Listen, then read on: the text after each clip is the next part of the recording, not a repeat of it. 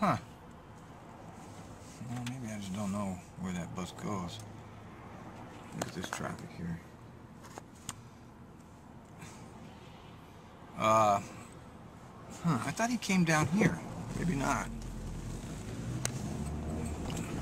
I guess the highway was clear at Cedar Hills. So we should be able to jump on up here. Maybe I should just take this over to Butner. Just forget the highway. So, I mean, the funny thing about it, and who pointed it out? Was it Trevor?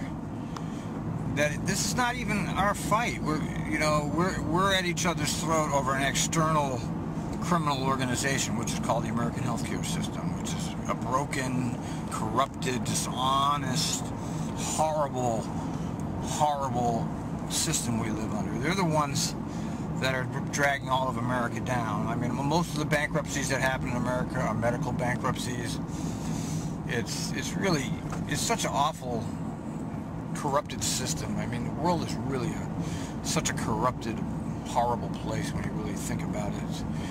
It's such a sad testimony to our state of consciousness. This is how our evolution has taken us, where one group of people can profit off another group's sicknesses, or they profit off of you not getting service. Oh, you can't be insured because you have a pre-existing condition, so we're not going to insure you. You have to go into bankruptcy or die because you won't be able to get the treatment you need anyway.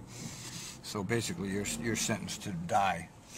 And this is the system that we live under as Americans. And they criticize Britain and all. Well, oh, it's terrible, it's slow. Well, at least there's some fairness to it, and which is something that we don't have as a culture at all. There is no fairness. This is more like India. India has their untouchable class. Well, we have our untouchable class too, and it's called the poor. You know, don't ever think for a minute that there's no such thing as untouchables in America, as there sure the hell is. And traffic's moving right along up here, so I guess we got by whatever was going on up there. I guess the signal's on here. Ooh, barely he's moving. It still backs up down here.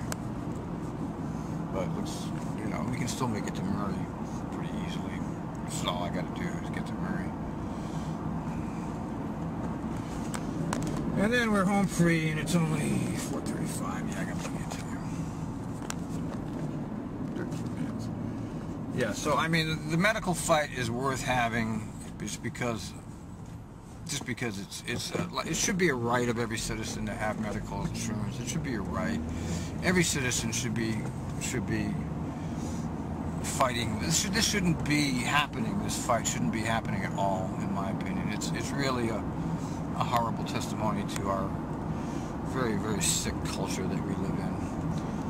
And it's so sad, you know, so sad to watch people like destroying each other's lives. I'm sure Neil McFarlane really isn't a bad person, other than he's chosen, you know, he consciously chose to be an executive, which means you have to hurt people.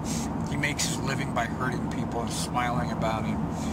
That's bad. I mean, he's chosen wrong livelihood, and maybe if there's such a thing as karma or heaven or God, I mean, at some point you might have to pay for that, and as a lot of people might, if there is such a thing. There is an idea that, you know, you can't get away with anything in the world, and at some point you pay it, if not in this life, the next life, sometime in eternity. And I'm sure that the concept is not a complete fabrication, because if you look at all the world's religions, and I mean, spirituality really is the essence of why everybody's alive in the first place. It's not about how much money I have and how big my house is, and I'm making so much money and you're not, and my car is nicer. That's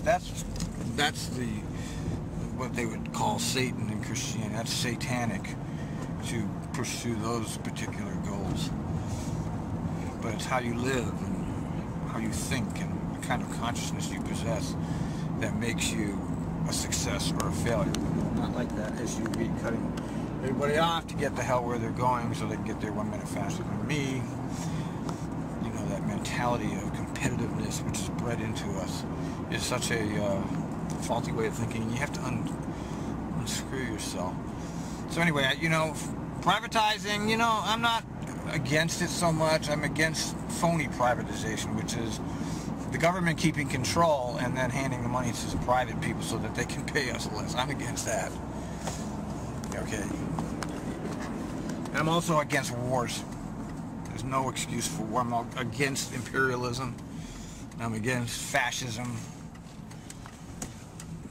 You know, there's no point in living if you're going to live as a slave. Well, I better get down here because we're having